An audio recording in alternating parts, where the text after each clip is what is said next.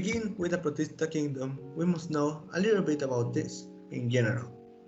It is composed mainly by nucleated unicellular microbes. The size of their cells is 10 to 1,000 times superior to a bacteria. There are also multicellular forms of life, for example, red and brown algae.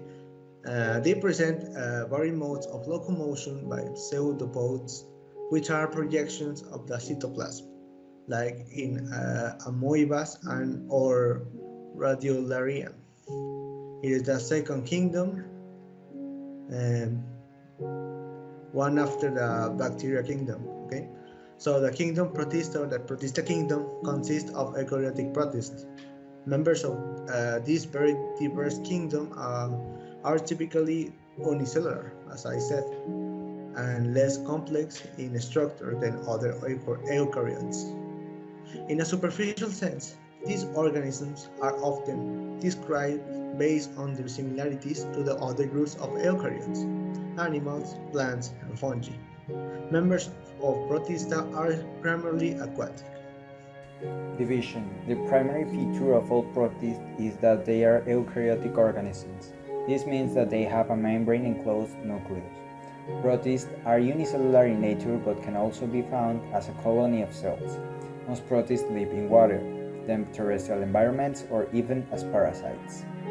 Photosynthetic protists. Example: diatoms. Heterotroph with no permanent locomotor apparatus. Protozoan protist. Example: Sporozoa. Subdivisions. Protists are broadly classified into 5 subdivisions based on their general characteristic features. They are classified as chrysophytes, which are a group of algae commonly found in lakes. They are sometimes referred to as a golden brown algae due to their coloration from specific photosynthetic pigments. They are often unicellular and have a flagellum, allowing them to be mobile in the water. There are over 1,000 known species of chrysophytes. Any given lake may have several thousand. Then we have the dinoflagellates, which are common organisms in all types of aquatic ecosystems. Roughly half of the species in the group are photosynthetic. The other half is exclusively heterotrophic and feeds via osmotrophy and phagotrophy. As a consequence, they are prominent members of both the phytoplankton and the zooplankton of marine and freshwater ecosystems. They are also common in benthic environments and in sea ice. Euglonoids are single-celled organisms that are mostly autotrophic, but they can be heterotrophic. They are both free-living and parasitic. They have one or two flagella and have no cell walls, but their plasma membranes are strong and sturdy. They share characteristics of both plants and animals. Unglonoids are found in freshwater, especially water rich in organic materials.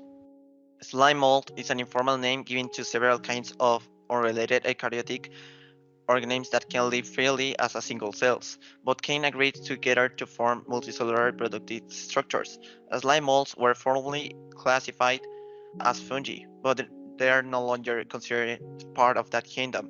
Also, not forming a single monophyletic clade, they are grouped within the paraphyletic group referred as a kingdom Protista. For last, we have the protozoans. That is an informal term of a group of single-cell eukaryotes, either free-living or parasitic, which feed on organic matter such as other microorganisms or organic tissues and debris. Historically, protozoans were regarded as one-cell animals because they often possess animal-like behaviors, such as motility and predation, and like a cell wall, as found in plants and many algae. Also, the traditional practice of grouping protozoa with animals is no longer considered valid. The term continues to be used in a loose way to describe single-cell protists that feed by heterotrophy. Protists exhibit many forms of nutrition and may be aerobic or anaerobic. Protists that store energy by photosynthesis belong to a group of photoautotrophs and are characterized by the presence of chloroplast. Other protists are heterotrophic and consume organic materials. such as other organisms, to obtain nutrition. Amoebas and some other heterotrophic protist species ingest particles by a process called phagocytosis, in which the cell membrane engulfs a food particle and breaks it inward, pinching off an intracellular membranous sac or vesicle called a food vacuole. The vesicle, containing the ingested particle, the phagosome, then fuses with a lysosome containing hydrolytic enzymes to produce a phagolysosome, which breaks down the food particle into small molecules that diffuse into the cytoplasm for use in cellular metabolism. Undigested remains ultimately exit the cell via excitosis. Subtypes of heterotrophs, called saprops, absorb nutrients from dead organisms or their organic waste. Some protist functions as mixotrophs obtain nutrition by photoautotrophic or heterotrophic routes, depending on whether sunlight or organic nutrients are available.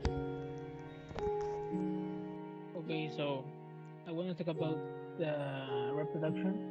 There is the reproduction practice like other eukaryotic organisms reproduce asexually by mitosis, followed in most by bipartition, although some do so by budding or division. The reproduction is divided to asexual reproduction and sexual reproduction. There is sexual reproduction that is a type of reproduction that involves a complex life cycle in which a garnet, such as a sperm or egg cell, with a single set of combines with another to produce an organism composed of cells with two sets of chromosomes. The sexual reproduction that is a type of reproduction which does not involve the fusion of gametes or change in the number of chromosomes. The offspring that arise by sexual reproduction from a single cell or from a multicellular organism inherit the genes of the parent. Asexual reproduction is the primary form of reproduction for a single cell organism such as archaea or bacteria.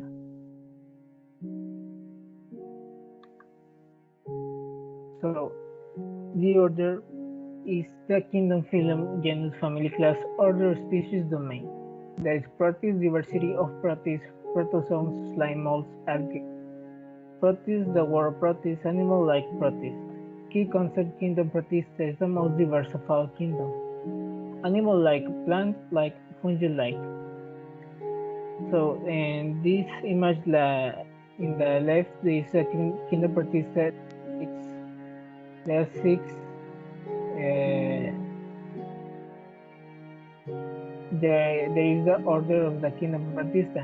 There is the first the pellicle.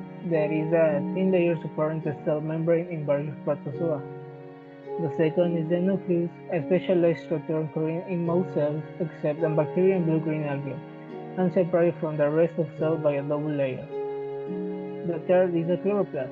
That is the organelle that conducts photosynthesis when the photosynthetic pigment chlorophyll captures the energy from sunlight, covers seeds and stores in the energy storage of molecules. The fourth one is flagellum. There is a lash-like appendage that protrudes from the cell body of a certain bacteria and eukaryotic cells termed as flagellates. A flagellate can be one or several flagella. The fifth one is the eye spot, also called stigma, a heavily pigmented region in certain one cell organisms that apparently functions in light reception of. Families. The protists are divided into three families. There is the animal-like protists, which are called Protasta, and some of them are the amoeboid, ciliate, flagellate, and Soporosan. These ones are classified by the ways they move. Then the plant-like protists are the algae, are called the algae. There is the brown algae, the red algae, the green algae, the euglenids, and the dinoflagellates. And finally, in the fungus-like protists, these are called molds, and there are only two of them. the slime molds, and the water molds. That is it, teacher. Thanks for watching.